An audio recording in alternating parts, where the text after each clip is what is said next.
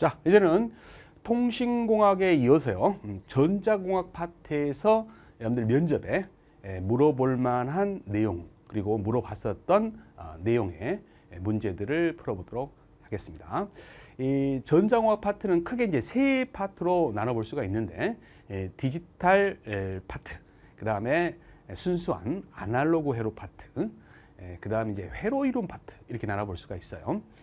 면접 시험으로 이제 단답형으로 일문일답으로 가장 물어보기 좋은 분야는 아무래도 이제 회로 이론 쪽이 물어보기에 적합한 문제들이 많이 있습니다. 근데 이제 그동안에 이 디지털 파트도 많지는 않지만 몇 문제가 있었죠. 그래서 기출 문제와 예상 문제를 풀어보도록 하겠습니다. 자, 먼저 디지털 파트예요. 이 첫 번째 문제는 기출 문제입니다.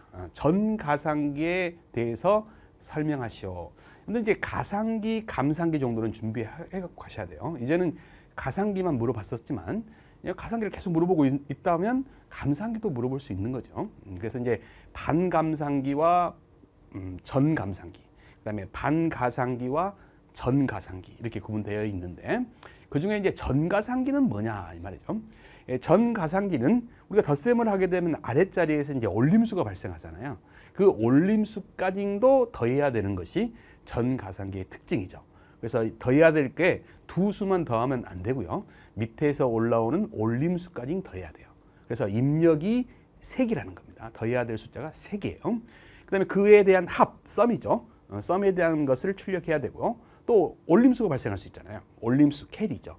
캐리도 출력을 해야 되기 때문에 출력이 2개죠. 그래서 전가상기는 입력이 3개고 출력이 2개라는 거 우리가 이론 공부할 때 제가 강조를 했었죠. 그래서 그림에 보시면 반가상기가 2개가 들어있는 꼴이에요. 그래서 입력이 3개인데 이 중에서 이 아랫자리에서 올라오는 올림수까지도 더해서 합과 캐리를 출력하는 것이 전가상기다라는 겁니다. 이런 개념이 머릿속에 있다면 이제 대답을 단답형으로 할 수 있어야죠. 그래서 전가상기는 이렇게 대답하시면 돼요. 아랫자리죠. 하이 자리에서 자리 올림수입니다. 캐리죠. 자리 올림수를 고려한 가상기로 입력이 몇 개예요? 3개죠. 그래서 3개의 이진수 입력과 2개의 이진수 출력을 가지는 논리 회로입니다. 이렇게 대답을 하시면 좋을 것 같고요. 좀 구체적으로 설명하셔도 되죠. 아랫자리에서 올라오는 올림수와 두 수를 함께 더해서 합과 올림수를 출력하는 가상기를 전가상기라고 합니다. 이렇게 대답하시면 되겠어요. 이해하시죠? 자, 전가상기가 그동안 출제가 됐으니까 전감상기도 이제 출제가 될 수도 있죠. 이것도 마찬가지 반감상기 2개로 되어 있죠. 내부가 2개로 되어 있고 이제 5학의 획득 하나가 이제 추가되는 형태인데 이것도 마찬가지입니다. 우리가 이제 뺄셈을 하다 보면요. 뺄셈을 하다면 빼지 못하는 경우가 있어요. 그죠? 빼지 못하는 경우가. 그러면 윗자리에서 숫자를 빌려와야 되죠. 그래서 위에서 이제 빌림수와 두 수를 빼는 것만 고려한 게 이제 반감상기고 전감상기는 미리 빌려줬던 것이 있죠. 미리 아랫자리에 빌려줬던 것도 빼줘야 돼요. 그래서 그 전에 빌려줬던 것까지 빼줘야 되기 때문에 이것도 입력이 몇 개예요? 3개입니다. 두 수만 빼면 되는 게 아니라 한 수에서 한 수를 빼고 나서 또 그 전에 빌려줬던 수까지 빼줘야 된다. 이해되십니까? 그래서 빼야 되는 수가 두 개죠. 그래서 빼지는 수를 피감수, 빼는 수를 감수, 감수가 2개인 거죠. 그 전에 빌려줬던 것까지. 그래서 입력이 3개고 이것도 출력이 2개인 겁니다. 그래서 전감상기는 2개의 비트와 이게 A 빼기 B 2개의 비트와 아랫자리에서의 자리 빌림수, 그러니까 그 전에 빌려줬던 수, 아랫자리의 자리 빌림수를 모두 고려한 뺄셈을 수행하는 논리 회로다. 이렇게 대답하셔도 되고 그 전에 아랫자리에 빌려줬던 수까지 빼는 것을 고려한 감상기를 우리가 전감상기라고 한다. 이렇게 대답하시면 되겠네요. 그래서 이것도 입력이 몇 개예요? 3개. 출력이 몇 개? 2개로 되어 있는 게 전감상기입니다. 그래서 빼지는 수를 피감수, 빼는 수를 감수라고 해요. 그래서 피감수에서 감수를 빼고 아랫자리에 빌려줬던 수까지 빼는 빼는 것을 고려한 감상기를 전감상기라고 합니다. 이렇게 대답하시면 되겠습니다. 자, 그래서 전가상기와 더불어서 전감상기까지 준비를 하시면 될 것 같아요. 자, 2번 문제입니다. 자, 이거는 이제 출제된 문제는 아니고요. 충분히 물어볼 수 있는 문제죠. 여러분들이 사용하시는 퍼스널 컴퓨터는 뺄셈을 하죠. 근데 이제 뺄셈기가 있는 건 아니에요. 우리가 이제 덧셈기를 가상기라고 뺄셈기를 감상기라고 하는데 곱셈기를 또 승상기, 나눗셈기를 제상기라고 하죠. 이런 것들을 가감승제를 하는 모든 장치를 다 집어넣어서 컴퓨터를 만든다고 한다면 컴퓨터가 굉장히 복잡해지고 부피가 커진단 말이에요. 비싸지고. 그래서 여러분들 퍼스널 컴퓨터에는 덧셈만으로 모든 연산을 다 해요. 그럼 그 중에서 뺄셈은 어떤 개념을 이용하냐라고 한다면 이 보수라는 개념을 이용해서 덧셈만으로 뺄셈을 할 수 있는 거죠. 그래서 우리가 이제 보수에 대해서 배웠잖아요.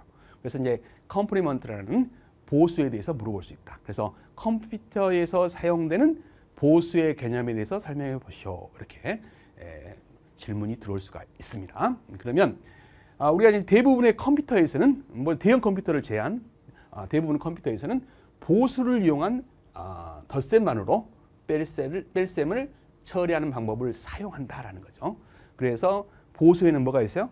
1의 보수와 2의 보수가 있죠. 이진수니까 1의 보수와 2의 보수가 있습니다. 이렇게 대답하셔도 되고요. 구체적으로 컴퓨터에서는 2의 보수를 쓴다고 했죠. 시스템이 더 간단하기 때문에. 그래서 그 중에서 컴퓨터는 2의 보수에 한 감산을 합니다. 이렇게 대답하시면 될 것 같아요. 그래서 이제 보수가 뭐냐 이렇게 물어봤을 때는 대부분 컴퓨터에서는 우리가 보수를 이용한 덧셈기로만 감산을 하는데 그 보수에는 1의 보수와 2의 보수가 있습니다. 그 중에서 컴퓨터는 2의 보수를 이용한 뺄셈을 하고 있습니다. 이렇게 대답하시면 될 것 같아요. 그래서 대부분의 컴퓨터에서는 보수를 이용한 덧셈만으로 뺄셈을 처리하는 방법을 사용하는데 이진수의 보수에는 1의 보수와 2의 보수가 있습니다. 이렇게 대답하셔도 되고 더 구체적으로 컴퓨터에서는 그 중에서 2의 보수에 한 뺄셈을 하고 있습니다. 이렇게 대답하시면 뭐 더 좋겠죠. 자, 3번 문제로 갑니다. 예, 숫자를 나타내는 코드와 문자를 나타내는 코드가 있어요. 그래서 대표적으로 이제 숫자를 나타내는 코드 중에는 BCD 코드라고 있죠. BCD 코드. 그래서 정확하게 말하면 표준 BCD 코드인데요. BCD 코드는 우리말로는 이진화 십진 코드라고 그래요. 우리가 십진수를 이제 이진수로 바꾸기 위한 코드다. 그래서 이진화 십진 코드라는데 BCD 코드가 뭡니까? 그러면 제가 뭐라고 했어요? 십진수 한 자리를 이진수 몇 자리로?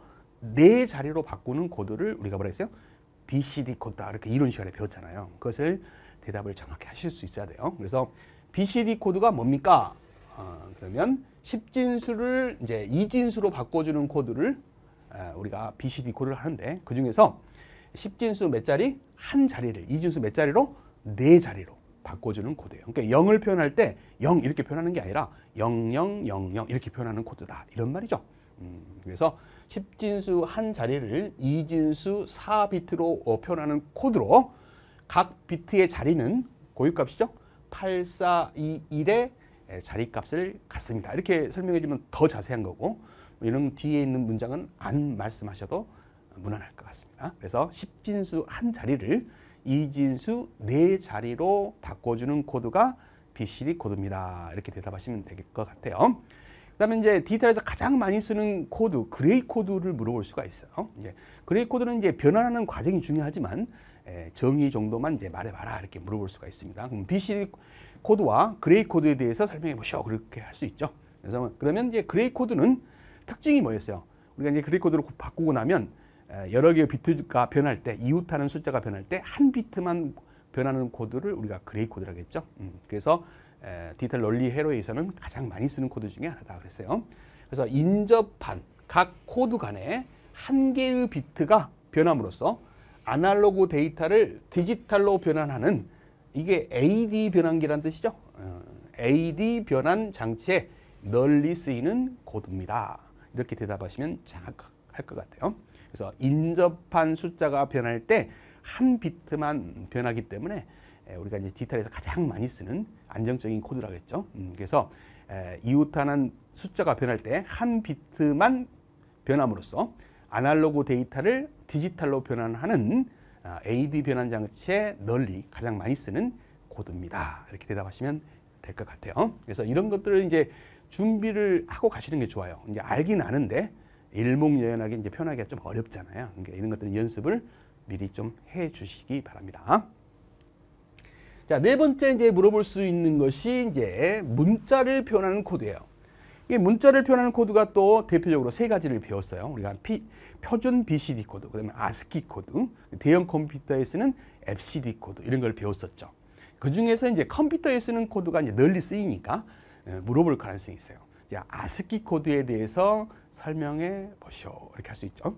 ASCII 코드는 이게 줄임말이 미국 표준 코드란 뜻이라겠죠. 그래서 미국 문자를 표현하는 표준 코드로서 그래요.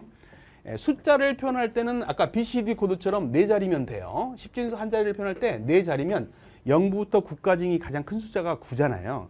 그래서 1, 0, 0, 1 이렇게 9로 표현할 수 있는데 숫자는 얘대로 표현할 수 있지만 문자는 어떻게 표현할 것이냐 이 말이죠. 그래서 여기 앞에다가 존 비트라는 걸 단다겠죠. 그래서 표준 BCD 코드는 존 비트, 2비트짜리를 추가해서 숫자를 표현하는 디지트 비트와 함께 6비트로 되어 있다 그랬습니다.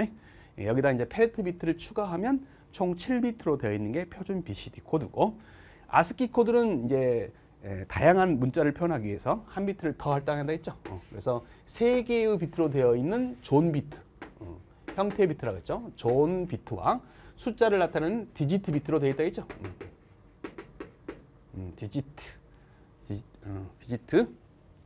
디지트 비트로 되어 있다. 그래서 총 7비트로 되어 있습니다. 근데 이것도 이제 페레트 비트를 하나 첨가하게 되면, 페레트 비트라는 걸 하나 첨가하게 되면 총 8비트로 데이터를 보관하는 바이트 단위가 되잖아요. 그래서 컴퓨터에 쓰기 가장 적합한 코드다 그랬어요. 그래서 컴퓨터에서 쓰고 있는 코드가 뭐예요? ASCII 코드죠. 그래서 이렇게 대답하시면 되겠습니다. 미국 문자 표준 코드로서, 존 비트 3비트와 형태 비트라고 하죠. 형태 비트 3비트와 숫자 비트, 디지트 비트 4비트로 구성되어 총 7비트로 표현되는 코드로 페레트 비트를 첨가하게 되면 오류를 검사하는 페레트 비트죠. 총 몇 비트요?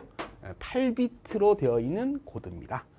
그래서 여러분들이 쓰시는 퍼스널 컴퓨터와 마이크로 컴퓨터에 가장 널리 쓰이는 코드다. 이렇게 답을 하시면 되겠습니다. 다시 한번 형태를 나타내는 존 비트 3비트와 그 다음에 숫자를 표현하는 디지트 비트 4비트로 총 7비트로 되어 있는 코드로 페레트 비트 1비트를 추가하게 되면 총 8비트로 구성된 코드입니다. 그래서 퍼스널 컴퓨터와 마이크로 컴퓨터에 널리 쓰이는 코드입니다. 이렇게 대답하시면 되겠습니다. 그래서 미국 표준 코드입니다. 자, 5번 문제로 가죠. 자, 지금까지 이제 면접에 물어보지 않은 것 중에 제가 좀 의아스러운 것 중에 이거예요. 제가 이제 면접관이면 디지털 파트에서는 뭐 가상기, 감상기보다는 많이 이용되고 있는 멀티플렉서, 디멀티플렉서, 그 다음에 인코더, 디코더에 대해서 물어볼 것 같아요. 디지털을 전공하신 분들은 이쪽이 더 중요한데, 물론 뭐 어느 쪽이 더 중요하고 안 중요를 떠나서 면접 보기도 좋고, 그런데 아직까지 물어보지는 않은 것 같아요. 그러나 전공자들은 누구나 중요한지 알죠. 그래서 이런 거는 꼭 준비를 하고 가셔야 돼요. 자, 인코더와 디코더는 차이점이 뭐냐? 아니면 인코더와 디코더에 대해서 설명해 보세요. 이렇게 이제 할 수가 있죠. 그래서 인코더는 일단 우리가 컴퓨터에다가 우리가 키보드를 통해 숫자를 입력할 때는 10진수로 입력한다 그랬어요. 근데 컴퓨터는 10진수를 못 알아먹어요. 그래서 다 뭐로 바꾼다 그랬어요? 2진수로 바꾼다 그랬죠. 그래서 10진수를 2진수로 바꿔주는 장치가 컴퓨터에 있어야 됩니다. 그게 바로 인코더예요. 그래서 인코더는 10진수를 2진수로 바꿔주는 장치입니다. 그래서 2진수가 0과 1로 표현하기 때문에 이걸 부호라 그래요. 그래서 일명 부호로 바꿔준다. 그래서 부호기라고 부르는 것이 인코더죠. 그래서 정확한 답은 이렇게 하시면 돼요. 10진수를 우리가 키보드로부터 입력된 10진수를 컴퓨터가 알아먹는 2진수로 바꿔주는 부호하기를 인코더라고 합니다. 이렇게 대답하시면 되겠어요. 다시 한번 키보드로부터 입력한 10진수를 컴퓨터가 알아먹기 쉬운 2진수로 바꿔주는 부호하기를 뭐라고 한다고요? 인코더라고 합니다. 아시겠죠? 그럼 디코더는 반대예요. 컴퓨터가 연산을 다 끝낸 2진수를 모니터나 이런데 출력 장치로 프린터나 이런 출력 장치로 출력할 때는 인간이 알아먹는 어떤 부호로 바꿔야죠. 10진수로 바꿔야 될 거 아닙니까? 그래서 2진수를 반대로 10진수로 바꿔주는 장치가 바로 디코더죠. 그래서 컴퓨터의 연산 결과를 나타내는 2진수를 인간이 알아먹기 쉬운 10진 데이터로 바꿔서 출력해주는 장치를 디코더라고 합니다. 그래서 일명 디코더를 복호기라고 하죠. 복호기. 그래서 2진수를 10진수로 바꿔주는 복호기를 디코더라고 합니다. 대답 가능하시겠죠? 그래서 인코더와 디코더에 대해서 정리를 꼭 해갖고 가시기 바랍니다. 자, 6번째 예상 문제. 이걸 물어보지 않는다는 것은 참 의아해요. 우리가 디지털에서 가장 많이 쓰는 장치가 디코더거든요. 아니, 멀티플렉서거든요. 그래서 멀티플렉서와 디멀티플렉서는 디지털 시스템 중에서 가장 많이 쓰는 장치이기 때문에 물어볼 수 있습니다. 그래서 이제 멀티플렉서가 뭐냐? 자, 우리가 이제 멀티플렉서는 이론 시간에 이제 중요시 여겨서 배웠으니까 여러 개의 입력이 있죠. 예를 들어서 4개의 입력이 있다. 그럼 그 중에서 선택선을 이용해서 하나씩 출력해주는 일명 데이터 선택기라고 하죠. 그래서 입력의 수가 4개면 출력의 수는 하나죠. 그래서 4x1 멀티플렉서. 멀티플렉서를 줄여서 MUX라고 하죠. 그래서 이제 이 입력의 수와 이것을 선택해주는 선택선의 수가 시험에 많이 나왔죠. 이런 시험에. 그래서 2의 n승계의 입력이 있다면 n개의 선택선이 필요하죠. 그래서 한 개씩 출력해준다라는 겁니다. 그래서 A가 00이면 A를 출력해주고 01이면 A를 출력해주고 10이면 A를 출력해주고 11이면 A를 출력해주는 이런 시스템을 안에다 구성할 수 있겠죠. 그게 멀티플렉서예요. 자, 그래서 대답을 할 때는 자, 이렇게 대답하시면 돼요. 멀티플렉서가 뭡니까? 그러면 여러 개의 입력을 선택선을 이용해서 한 개씩 데이터를 출력해주는 데이터 선택기입니다. 이렇게 대답하시는 방법이 있고요. 구체적으로 2의 n승계의 입력을 n개의 선택선을 이용해서 한 개씩 출력해주는 데이터 선택기를 말합니다. 이렇게 대답하셔도 되겠어요. 그래서 이제 일반적으로 말할 때는 이제 이렇게 말씀하시면 돼요. 여러 개의 입력을 선택선을 이용해서 한 개씩 데이터를 선택해서 출력해주는 데이터 선택기를 말합니다. 정확한 답이 되겠습니다. 이렇게 준비를 해갖고 하시고요. 그 다음에 디멀티플렉서는 반대죠. 반대요. 자, 하나의 입력이죠. 하나의 입력을 선택선을 이용해서 여러 개의 입력으로 나눠서 출력을 해주는 일명 데이터 분배기를 우리가 디멀티플렉서다 이렇게 말합니다. 다시 한번 하나의 데이터를 입력된 데이터를 선택선을 이용해서 여러 개의 출력으로 분배해주는 일명 데이터 분배기를 말합니다. 이렇게 대답하시면 되겠어요. 그게 바로 뭐예요? 디멀티플렉서다라는 겁니다. 아시겠죠? 자, 그 다음에는 이제 카운터에 대해서 물어볼 가능성이 있어요. 이제 디지털 파트에서 이제 시험 문제에 잘 출제되는 분야가 이제 카운터죠. 카운터에는 비동기식 카운터와 동기식 카운터가 있어요. 그 중에서 이제 동기식 카운터가 속도가 빠르고 정확도가 높기 때문에 많이 쓴다겠죠. 그러나 이제 설계가 좀 까다로운 측면이 있다겠어요. 그래서 이제 동기식 카운터를 물어볼 가능성이 높아요. 그래서 동기식 카운터에 대해서 좀 설명해 보세요. 그러면 동기식 카운터의 특징은 이제 비동기식 카운터와 비교하면 돼요. 비동기식 카운터는 첫 번째 플립프롭에만 클락이 들어가죠. 그 다음에 플립프롭에는 그 앞단의 출력을 이용하잖아요. 그게 비동기식 카운터의 중요한 특징이죠. 동기식 카운터는 여러 개의 플립프롭을 병렬로 이제 배열해 놓고 클락을 동시에 집어넣어요. 그래서 하나의 클락이 움직이면 출력이 동시에 나가죠.